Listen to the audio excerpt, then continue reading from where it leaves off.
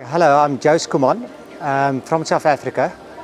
I started coaching Henri Schoeman when he was a little junior, and I brought him up to, he's never had another coach, and we brought him up to Rio, getting the bronze medal. So I retired about 5 years ago to do full-time coaching because I was coaching Henri part-time, and it's very focused coaching even with the other athletes. So it was not fair to them to have a normal day job and do the coaching as well.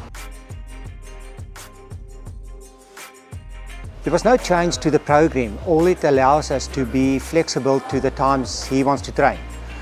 When you work and you do a full-time job, training becomes like in the morning or in the evenings. Now we've got the whole day to train, and that makes a huge difference on the athletes. And especially if you've got more than one athlete, and I think Sinead that's here can also say to that, you'll have 2 or 3 sessions a day with 3 different athletes taking the whole day.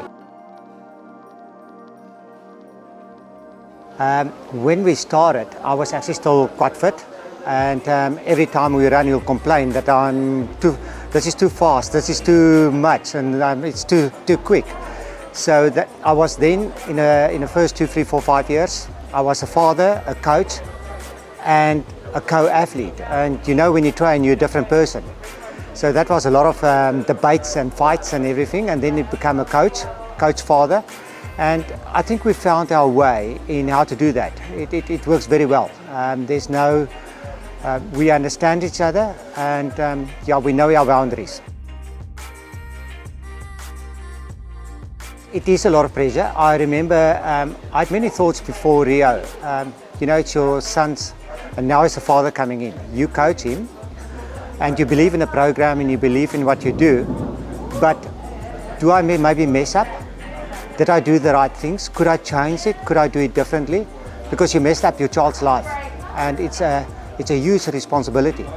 And yeah, that's the sort of questions that many times come up in your mind. Am I doing the right thing? Is it right? Whatever.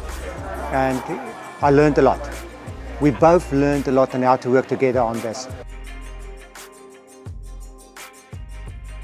With the injury around Tokyo, the lead up into Tokyo was difficult. We had the lockdowns, he had COVID, but everything was so perfect. He broke PBs, everything was PBs. Henri was ready to run 28 minutes, 10K. I've never seen him so fit. Our heat acclimatization and heat exposure was done perfect. He didn't even need the ice vest. And all of this happened about 2 weeks before we had to leave for Tokyo. And that hurts a parent. It hurts you more. Now you've got the hurt from it and the disappointment from a coaching point of view, and then the parental type thing. So our goal was to go to Tokyo. He had these injections. We didn't know. They said, okay, it should get better with the cortisone injection. And we treated the race like any other race. You're going to get on the start line, start, and take it from there. And he actually had the worst. The worst was after the first lap, he had to stop. And it was actually a broken talus bone in his ankle. Sharing the Rio moment was really special. It was.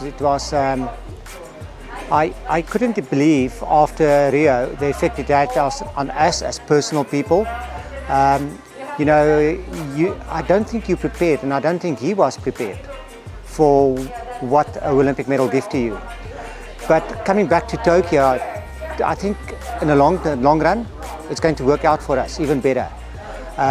With the injury, we managed to do bike, we managed to swim, and to do aqua running. So for the last 7 weeks, we're doing track sets, like 3, 4, 5 times a week, aqua running, feet not on the surface, pushing your heart rate to max.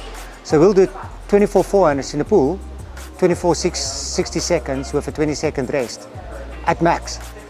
And I think that's going to add another bit of strength into his profile. There's fundamentals that stays, and one of the big things is if you don't do what you want to race in training, you're not going to do it in a race.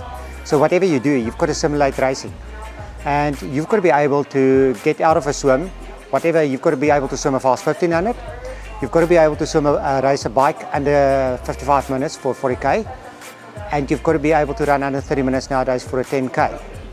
And that's the training you've got to do. You can apply science, you can apply whatever you want, but there's no miracle that happens on race day that makes you the super athlete. It happens in training, and you just got to work on that.